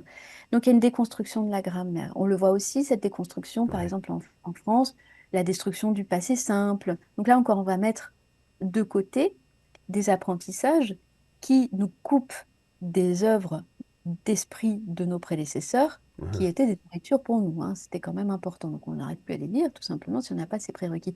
Et ensuite, on a une reconstruction délirante de la langue. Et là, c'est une infiltration par cheval de Troie. Donc j'expliquais ces mécanismes que j'ai analysés, c'est-à-dire les slogans, le vocabulaire technique. Alors on a eu le vocabulaire technique, j'avais relevé pendant le Covid une soixantaine de mots qui ne font pas partie du vocabulaire courant, que nous ne maîtrisons pas, voilà, qui sont une mécanicisation aussi du vivant, Comme comme par disait. exemple? Oh, ben, qu'est-ce qu'on avait dans le... déjà, on a eu des termes paradoxaux comme le malade asymptomatique, c'était quelque chose... Ouais. Mais, voyez, test PCR, toute cette sémiologie, en fait, hein, Ouais. ça pénètre le cerveau. C'est-à-dire qu'au bout d'un moment, on est... Et là, aujourd'hui, on a la même chose avec l'intelligence artificielle. Genre, mais l'autre fois, j'ai essayé d'écouter une vidéo et il y avait la moitié des mots, je ne les comprenais pas. Donc, ça veut dire que... Non, mais vous voyez, ça veut dire Ouais. que c'est une pénétration intentionnelle de euh, de notre langue qui vise à modifier les représentations. Parce qu'une fois que vous avez modifié les représentations, eh bien, vous modifiez les actions des gens, tout simplement. Et introduire, par exemple, les slogans. Les slogans, on sait que ça paralyse complètement la pensée. Donc, on en a eu plein, hein. Je reste chez moi, je sauve des vies. Un exemple de slogan avec le jeu en plus, hein, donc Ouais. personnalisé. Voilà, mais on en a tout le temps. On en a dans la propagande de guerre. Et donc, moi, j'essaye d'offrir les outils Ouais. pour analyser. Hein, c'est pour ça que j'ai aussi construit un séminaire sur la manipulation. Là, donc, si les gens veulent venir y participer, j'offre les outils pour que les gens apprennent à analyser Mhm. ces évolutions, parce qu'une fois, ce que je dis, c'est que ce sont des manières de coloniser la langue. Une fois qu'on a adopté cette colonisation, eh bien, on est colonisé, on n'a plus Ouais. d'esprit critique. Par exemple, si on appelle un résistant un terroriste, Mhm. eh bien, on va le traiter comme un terroriste et non pas comme un résistant, c'est évident. Oui. On a effleuré un peu le sujet, mais j'aimerais ça si vous pouviez peut-être nous donner des exemples précis. Qu'est-ce que produit sur l'enfant le fait d'être exposé dès le plus jeune âge à ces injonctions, pardonnez-moi, de fluidité et de relativisme? Alors, il faut comprendre euh, quelque chose que dit d'ailleurs Orwell dans euh, son œuvre qui ne se réduit pas à 1984, hein, Non. c'est que le totalitarisme est une attaque de la vérité. Qu'est-ce que c'est? C'est-à-dire que tout devient relatif. Donc si tout devient relatif, l'être humain aussi, hein, fait partie d'une donnée relative qui peut être supprimée à n'importe quel moment, comme on le voit d'ailleurs avec, en tout cas en France, hein, les lois sur l'euthanasie, etc. Donc, Ouais. on peut s'en débarrasser quand on veut, en fait. Euh, la vérité, cette vérité qui doit nous construire, elle est en dehors de nous. C'est-à-dire quelque chose euh, qui, euh, euh, qui nous dépasse et auquel on doit se plier. Alors, je vais l'expliquer. On a les vérités de fait. On appelle les vérités de fait, par exemple, c'est euh, quelqu'un, il y a eu un assassinat. Mais ça, c'est une vérité de fait, on ne peut pas le contester, en fait, hein. Ouais. Donc, il va falloir le démontrer que ça ne s'est pas passé. C'est quelque chose qui est en dehors de nous Mhm. et auquel nous devons une allégeance si nous désirons vivre de manière rationnelle. Ensuite, il y a les vérités logiques. Donc, on en a parlé tout à l'heure, hein. On ne peut pas dire que euh, A égale non A, principe de non-contradiction. On ne peut pas dire qu'une chose et son contraire à la fois. Or, si vous écoutez les discours des hommes politiques, aujourd'hui, c'est tout le temps ça, hein. Ils nous disent quelque chose un jour, Mhm. et puis le lendemain, ils nous disent autre chose. Ensuite, et puis il y a aussi 2 et 2 font 4, hein, une vérité mathématique dans ces vérités logiques. Donc, 2 et 2 font 4, font pas 5. Donc, si on ne s'accorde pas sur ça, on ne va pas y arriver. Et puis, il y a les vérités générales. Les vérités générales sont les lois, hein, les lois Ouais. de la physique, les lois je sais pas, de la décomposition organique. C'est quelque chose qui est, qu'on soit d'accord ou pas, c'est là. Et donc, le totalitarisme, il vise à attaquer tout cet accès à la vérité. Et il faut savoir que chez l'enfant, ce n'est pas acquis. Mhm. C'est-à-dire que l'acquisition de la vérité, c'est-à-dire, il existe une vérité sur laquelle je n'ai pas de prise. si ce n'est la chercher, enquêter sur cette vérité, mais elle est supérieure à moi. Hmm. Eh bien, ça se construit au fur et à mesure du développement psychique de l'enfant. Ce n'est absolument pas là dès le départ. Ouais. Et ça suppose donc des étapes du développement psychique. J'ai construit une échelle du développement psychique que j'ai expliquée dans Psychopathologie du totalitarisme et que je réexplique dans Le sexe n'est pas un enfant, que les gens comprennent bien. On parle de l'enfant en général, mais l'enfant, c'est une grande catégorie pour décrire plein d'âges différents, Mhm. avec des apprentissages différents. Donc la première chose, c'est que la prime enfance, elle est construite sur un monde qu'on appelle la pensée magique, c'est-à-dire je vis ma pensée comme toute puissante. Hein, Mhm. qu'on voit d'ailleurs chez des adultes totalement régressés, parce qu'ils pensent très très fort qu'ils vont gagner au loto, ils vont gagner au loto. Hein. C'est de la pensée magique. Euh, eh bien, c'est une première étape très importante chez l'enfant et il a besoin de construire toute une pensée imaginaire. À partir du moment où on injecte ce langage paradoxal, on injecte une langue du dogme et du totalitarisme, on l'empêche de Ouais. créer sa pensée imaginaire. Et c'est d'ailleurs ce qu'on rencontre chez les éducateurs sexuels, c'est cette idée, il faut donner les bons mots aux enfants. Mais les enfants ne s'en sont pas là. Ils ne Non. sont pas avec les bons mots, il faut nommer le pénis, la vulve, etc. C'est quelque chose de très agressif pour eux, Ouais. très traumatique parce qu'ils ont besoin de rester dans un monde imaginaire qui les protège, Ouais. qui les protège. Ils ont besoin de développer cet imaginaire. Je donne déjà des pistes aussi pour les parents, hein, parce que c'est très important de développer l'imaginaire. Et nous savons que les écrans cassent le développement de l'imaginaire. Donc c'est très important et c'est ce qui va créer la sécurité intérieure de l'enfant. Et ensuite, l'accès à la fois, il y a une vérité, donc il y a euh, une, une- une erreur, hein, donc le vrai et le faux, Mhm. qui est une construction psychique qui se développe en même temps que le juste et l'injuste, hein, parce que pour qualifier que quelque chose soit juste, il faut d'abord que je sois en capacité de qualifier s'il est vrai ou s'il est faux, cette chose est vraie ou si elle est fausse. Mhm. Donc ça va ensemble. Hein, donc c'est pareil pour un tribunal. Hein, pour qualifier euh, un meurtre, on doit d'abord savoir s'il a eu lieu. Hein, donc est-ce que voilà, est-ce que c'est vrai ou est-ce que c'est faux? Et ensuite on essaiera de déterminer si c'est juste ou si c'est injuste. Tout ça, ça se construit dans l'enfance. Et disons que ça arrive assez tard. Ça s'inscrit assez tard dans la pensée. Et il y a besoin de prérequis pour que ça s'inscrive dans la pensée. Et l'un des prérequis que nous signalons dans notre livre, c'est bien sûr l'inscription dans son corps et le fait de se percevoir comme garçon ou fille, et non pas les deux à la fois, parce que c'est du registre psychotique. Ouais. Voilà. Je trouve, euh, je trouve très très bien votre exemple de garder l'enfant dans son monde imaginaire parce que c'est comme une protection, ça le protège jusqu'à un certain point et puis tout ça.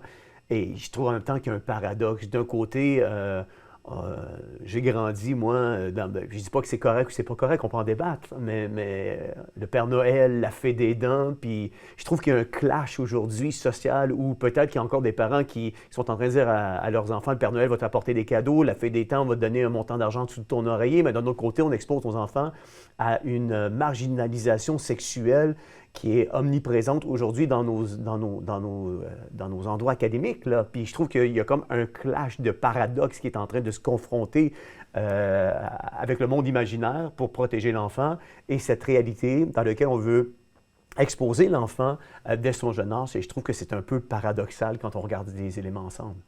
Et puis, on peut ajouter on parle de la sexualisation, mais aller faire des simulations d'attentats de terrorisme, comme on en a en France dans les écoles maternelles primaires, on est Ouais, également, l'enfant n'a pas du tout apte, ouais, et même nous, nous sommes guère aptes à faire en réalité la différence, surtout, voilà, donc c'est quand même des situations qui vivent comme étant vraies, donc on est en train de les traumatiser, on est inapte, on est devenu inapte à les protéger. Et ouais, c'est grave. Et donc, bah, on va vivre les conséquences de tout ça. Hein. Il n'y a pas de magie en psychologie. C'est en psychologie, oui. euh, on récolte toujours ce que l'on sème. Voilà. Oui, puis en même temps, on vit dans une société. Bon, vous êtes originaire de la France, nous ici au Québec, on vit dans nos deux environnements dans lequel on a grandi, cette laïcité qui devient de plus en plus omniprésente. Le wokisme est devenu la nouvelle forme de religion sans Dieu, et c'est cette religion-là que nous tentons d'imposer, justement. On retire la religion de nos écoles, on retire Dieu de nos écoles, mais on est en train de remplacer Dieu dans nos écoles par ce wokisme-là qui est devenu omniprésent dans le système de l'éducation. Ça m'amène à vous poser la question suivante, Ariane Bilran. Comment un enfant peut-il encore trouver un sens à sa vie dans une société qui lui enlève tout repère, toute autorité et même la notion de la vérité? Je dirais que c'est une question très compliquée. Il faut que, tout simplement, moi, ma réponse, elle est plus du côté de l'adulte, c'est-à-dire que les adultes doivent reprendre euh, leurs responsabilités et ne certainement pas céder quant à la protection des enfants et à la transmission que nous avons à leur donner. Mhm. Donc, et ce que vous dites sur la religiosité, on le constate partout. C'est-à-dire qu'il n'y a pas seulement sur le wokisme, il y a aussi sur le Covid. J'avais bien Ouais. relevé tous ces aspects religieux. Il y avait les 10 commandements, j'avais déjà cette religiosité, le saint vaccin, enfin, etc.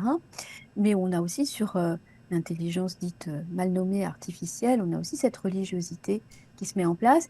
Et si on regarde d'un point de vue psychologique, ça fait partie de la régression psychique. Mhm. C'est-à-dire que nous avons une étape avant la rationalité qui est une étape que nous avons tous traversée, qui est une étape de religiosité animiste, en fait. Mhm.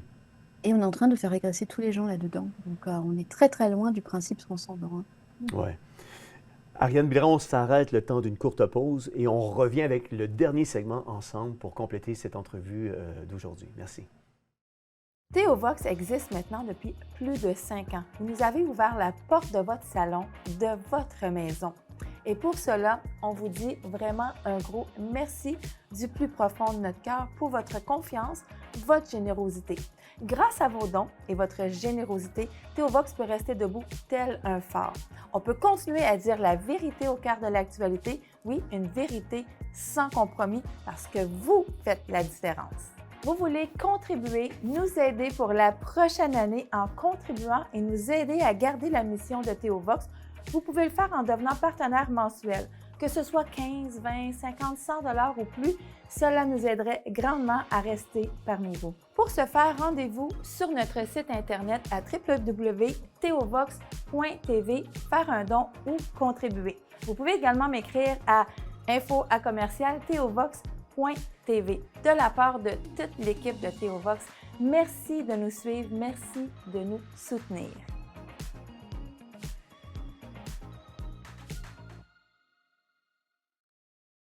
Ariane Bilran, face à un diagnostic d'une civilisation malade, on le constate depuis le début de l'entrevue, on dialogue sur comment notre civilisation est devenue aujourd'hui malade. On pourrait se poser la question, reste-t-il encore un chemin et comment réapprendre aux parents, notamment, à protéger l'enfant et à aimer la vérité? Donc, ma prochaine question pour vous est la suivante. Comment redonner à l'éducation sa vraie mission, celle de former des esprits libres capables de penser par eux-mêmes aujourd'hui? C'est un combat très difficile, mais auquel nous n'avons pas le droit de renoncer. Mhm. C'est aussi simple que ça. Tout simplement parce que y renoncer, c'est évidemment renoncer à notre fonction de protecteur des enfants, mais également c'est laisser la voie libre à la catastrophe dans laquelle nous nous engouffrons d'un point de vue de civilisation. Donc d'abord, le premier point, effectivement, c'est de se procurer notre livre. Pourquoi? Mhm.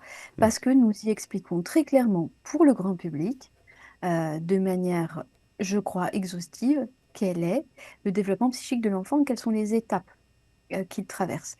Et c'est important de connaître ça parce que souvent, l'adulte projette quelque chose parce qu'il a oublié sa propre enfance ou il ne s'en souvient plus très exactement. Et donc, il n'a plus la maîtrise des âges, hein, des besoins à chaque âge. On ne peut pas demander à un enfant de 2 ans de conduire une voiture, hein, ni de faire à manger. Oui, mais bon, il y a des étapes et il y a des prérequis. Et donc, nous, on donne vraiment à la fois cette connaissance et on dit attention, il faut faire très attention parce que aussi, comme le dit Régis Bruno régulièrement, et je valide ce qu'il dit, hein, c'est-à-dire qu'on se focalise sur soi-disant la prévention des abus sexuels, ce qui est n'importe quoi, la manière dont c'est fait, Ouais. mais il y a bien d'autres risques pour les enfants, hein. Il y a les risques des accidents domestiques, il y a bien d'autres risques qu'il faut examiner. Et donc, euh, avoir à l'esprit donc réellement, qu'est-ce qui se passe du point de vue du développement psychique de l'enfant? Ce n'est pas une petite connaissance que nous avons, c'est un immense corpus. Il y Ouais. a énormément de psy de l'enfant qui ont étudié, qui ont donné, qui ont validé des conclusions, etc. Pourquoi ce corpus est-il balayé? Ce n'est pas une opinion. Ouais. C'est lié à une expérimentation de longue date, une expérimentation clinique sur notamment les névroses d'abandon, les arrachements précoces. Enfin, on a plein, plein, plein Mm. de littérature. Donc, nous en faisons un résumé concret. Ensuite, comme je vais apporter ma petite touche personnelle, je Mm. pense qu'il est très important, aujourd'hui tout le monde est un peu perdu, et puis pour les enfants, c'est encore plus compliqué parce qu'ils sont confrontés à des mondes adultes Ouais. qui s'entrechoquent. On va dire que des parents protecteurs s'entrechoquent, par exemple, avec une partie du monde enseignant, enfin, etc. Il n'y a plus une cohésion, donc c'est aussi très compliqué pour les parents de maintenir ça. Mais il y a des points très importants à respecter. Il faut bannir les écrans du, du monde de l'enfance parce que l'écran, c'est un temps passif qui empêche le développement du cerveau. Voilà, c'est aussi simple que ça. Donc, Ouais. au-delà de ce qu'on montre, parce qu'il y a des gens qui disent, oui, mais quand même, il fait son cours d'anglais, il fait ceci, cela. Non, c'est le fait, cette vision passive Mm. empêche la construction du cerveau. Je ne suis pas la seule à le dire, il y a eu plein d'études là-dessus. Donc, on le dit, mais on le crie dans le désert, puisque de toute façon, les écoles, c'est le tout écran partout, etc. Ensuite, il y a la construction de cette sécurité intérieure par l'imaginaire. Il faut baigner les enfants dans la langue, mais dans une vraie langue, une langue qui est leur raconter des histoires, prendre le temps avec eux, raconter des histoires qui nourrissent l'imaginaire. J'ai une collègue, Marie-Christine Grison, qui est spécialiste dans les traumas infantiles et elle a créé vraiment une méthode de reconstruction du, du tissu psychique par l'histoire, par l'accès à l'imaginaire. Donc c'est très très important. Donc leur lire des histoires, les baigner dans la langue et dans une langue qui leur donnera le vocabulaire qui leur permettra de se défendre. Parce que si on n'a pas les mots pour s'exprimer, pour exprimer ce qu'on vit, on est les premiers endoctrinables venus, hein, en réalité. Donc, il y a aussi, malheureusement, je ne sais pas exactement comment c'est au Québec, mais en France, comme tout est déconstruit au niveau des enseignements, bien, ça demande une grande euh, tâche supplémentaire aux parents, hein. Moi, je veux dire, regardez, vous êtes tout à fait capable d'enseigner à lire à vos enfants. Vous êtes tout à fait capable de les Mm. aider à construire. Et notre tâche, c'est une tâche de transmission. Moi, je suis très éprouvée par l'idée qu'il y a des œuvres, encore, c'est mon, mon passé et mon présent, hein, Ouais. de lettres classiques. Et il y a des œuvres qui nous sont transmises depuis presque 3000 ans qu'aujourd'hui on est en train de jeter à la poubelle parce qu'on n'a plus les accès en fait. Ouais. Donc il faut redonner cette transmission, c'est-à-dire donner aussi des modèles, des exemples, Ouais. hein. Donc il y a des exemples de vertus qui nourrissent un imaginaire, qui Mm. nourrissent un idéal, hein. Et je crois que, parce qu'on est sur votre chaîne, mais toutes les paraboles bibliques sont extrêmement importantes. Ouais. Ça nourrit quelque chose. Je veux dire, quand l'enfant il découvre l'histoire de David et Goliath, c'est quelque chose qui le nourrit. Ouais. C'est extraordinaire. Ça, ça porte son imaginaire. On peut dire la même chose aussi, hein.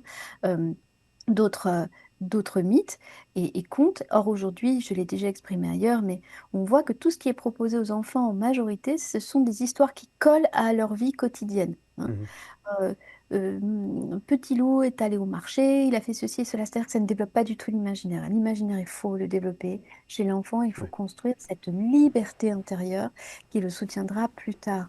Donc, il y a un renfort de ce que j'appelle, ce que j'ai conceptualisé comme les remparts psychiques Ouais. qui nous incombe, nous adultes. Et nous devons fortifier ces remparts psychiques chez les enfants pour leur donner des outils, pour se défendre face au monde de demain dans lequel ils seront immergés fatalement et,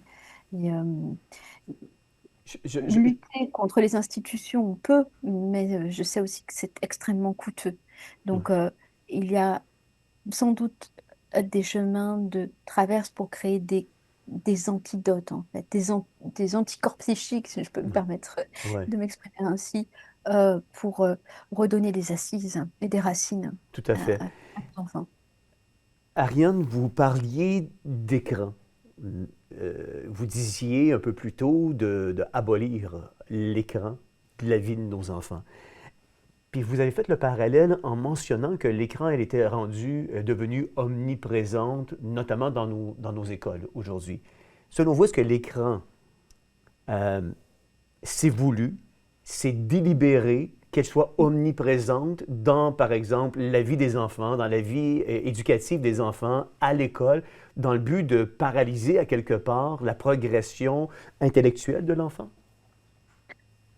Je le crois très sincèrement et puis j'appuie en fait cette opinion sur tous les travaux qui ont eu lieu avant moi. Je cite souvent une auteure remarquable qui s'appelle Liliane Lursa, qui a écrit un livre, La destruction de l'enseignement, et elle parle hein, de cette immersion des écrans dans la vie de tous les jours. Mais encore une fois, on peut citer Orwell, le télécran. Le télécran, c'est ce qui nous euh, est omniprésent dans nos vies pour nous Hmm. empêcher de vivre nos vies et nous empêcher d'avoir des relations. Alors c'est vrai que c'est paradoxal parce qu'en même temps, on est en train de se communiquer à travers l'écran. Mais mais il y a quelque chose à réfléchir du point de vue qu'on ne réfléchit pas parce qu'on ne prend jamais le temps de le faire et que nous sommes toujours pris dans des précipitations, des injonctions d'aller très Ouais. vite. Mais quelle est l'utilisation pertinente? Alors, je parle pour notre psychisme. C'est très compliqué Hmm. de faire la part des choses entre les images que je vois et le réel. Alors, Ouais. même pour les films, hein. Donc, un enfant, s'il voit un film avec plein de sang, on a beau lui expliquer qu'il y a de la sauce tomate, ça crée du trauma, hein. Vous Ouais. voyez, Ouais. c'est ça. Ouais. C'est euh, nous sommes très, très vulnérables du point de vue de la vision hein, de Ouais. voilà. Donc, on a à réfléchir sur le statut de l'écran. On voit bien qu'aujourd'hui, il s'agit de faire passer toutes nos vies, et nous sommes tous pris dans ce filet-là, dans cette toile d'araignée, Ouais. la majorité des vies sur les écrans et que ces écrans sont sous contrôle, hein. Donc voilà, c'est Vous avez raison. Vous avez raison. Sommes-nous, selon vous, le dernier rempart à la protection de nos enfants? oui, Oui. oui. Wow. Et nous sommes à vraiment un moment très critique. Alors, je ne suis pas quelqu'un déjà de tempérament très optimiste. Je préfère voir les choses de manière extrêmement lucide pour avoir des bonnes surprises. Mhm. Voilà, on va Mhm. dire ça comme ça. Ne pas m'illusionner particulièrement, mais je crois que la déchéance dans laquelle nous sommes, elle est irréversible. Alors, simplement, ce que nous pouvons faire Ouais. devant cette déchéance, c'est essayer de la freiner, ça c'est notre responsabilité, et essayer de créer des îlots euh, comme ça a été fait dans le passé, hein, dans des âges barbares qui ont pu exister, des îlots de transmission et des îlots de protection en essayant de faire ce que nous pouvons chacun à Absolument. notre échelle individuelle, mais en se retroussant les manches, hein. Nous ne sommes pas dans Absolument. une époque où il faut renoncer. Ouais. Alors que l'État et les institutions s'imposent de plus en plus dans l'éducation, on le voit, c'est omniprésent aujourd'hui, comment les parents peuvent-ils reprendre le contrôle et redevenir les vrais gardiens de leurs enfants? Je sais que c'est une question qui peut être complexe et difficile. Il y en a qui vont parler d'école à la maison, pardonnez-moi, mais c'est pas donné à tout le monde d'être capable de faire l'école à la maison non plus. Donc, comment les parents peuvent redevenir justement ces gardiens de leurs enfants? Oui. Il faut passer du temps avec ses enfants. C'est le premier problème. Le premier problème que nous avons, c'est Ouais, que les parents sont occupés à des surcharges de travail et ont du mal à passer, et c'est bien compréhensible, hein, du temps avec leurs enfants. Mais la première chose, c'est passer du temps et du temps de qualité. C'est-à-dire être à l'écoute, donc proposer quelque chose de l'ordre de la transmission, hein.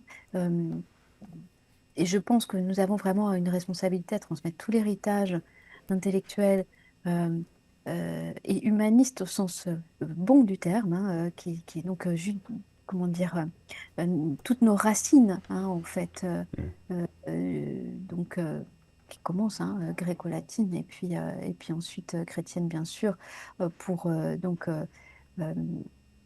ce qui nous a constitués hein, dans des ouais, vertus importantes.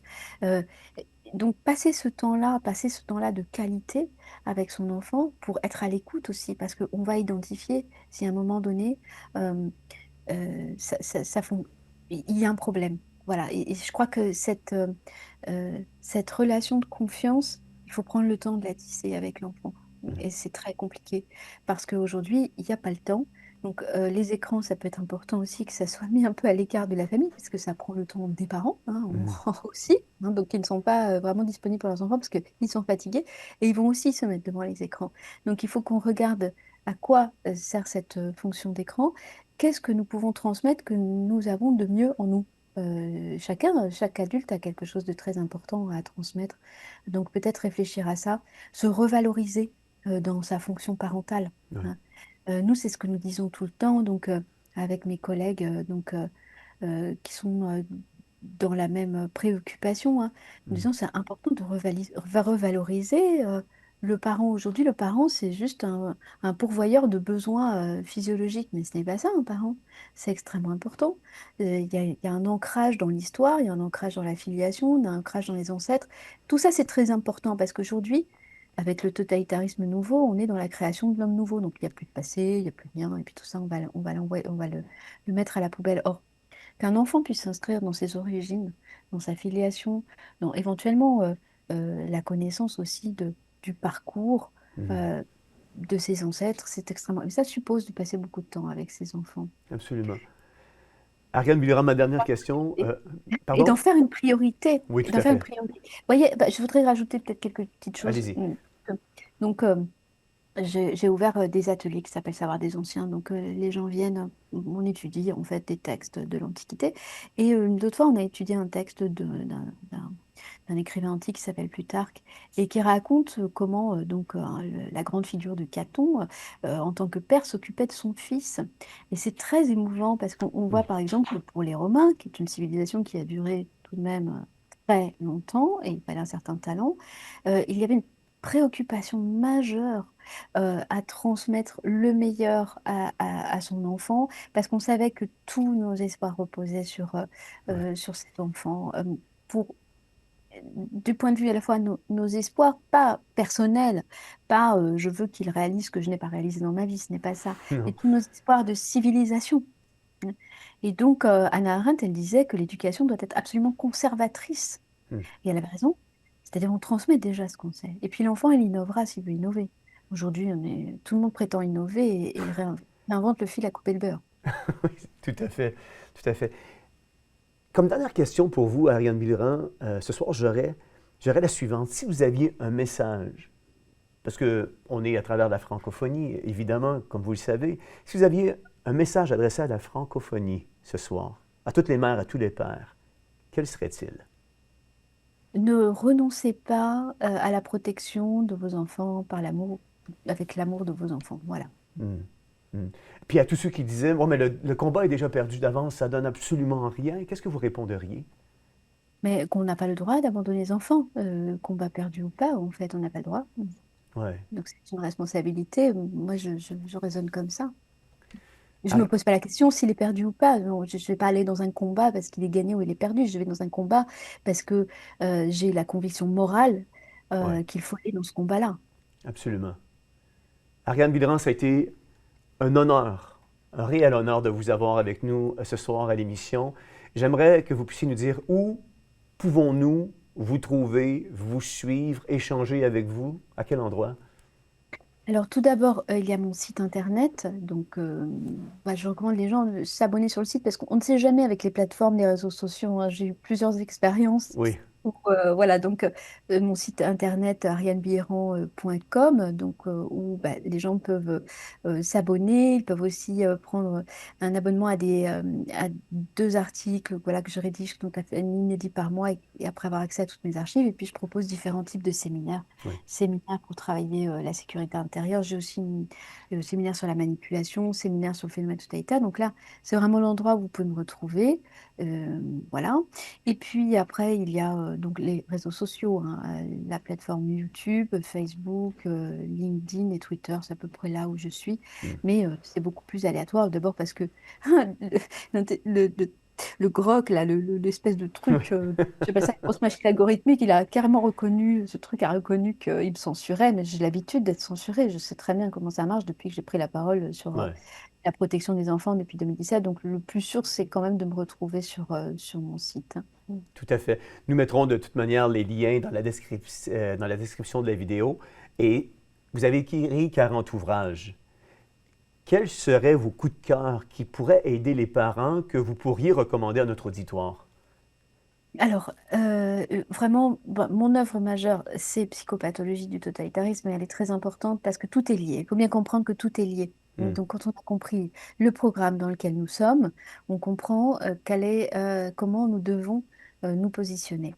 Ensuite, bien sûr, le sexe n'est pas un jeu d'enfant pour ceux qui souhaitent protéger les enfants voilà, de la distorsion Hmm. psychique des traumatismes en cours. Il y a aussi un livre que je viens de faire paraître aux éditions Duno qui s'appelle Manipulation entre pouvoir et perversion, Hmm. qui est pour aussi un peu le grand public, pour que chacun acquiert ses outils de décryptage Ouais. de la manipulation. Je pense que c'est extrêmement important.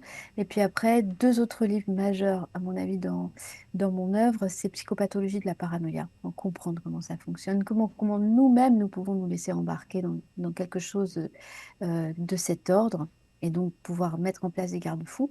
Hmm. Et Psychopathologie de l'autorité, qui permet de donner des outils aux parents pour comprendre quelle est la fonction éducative.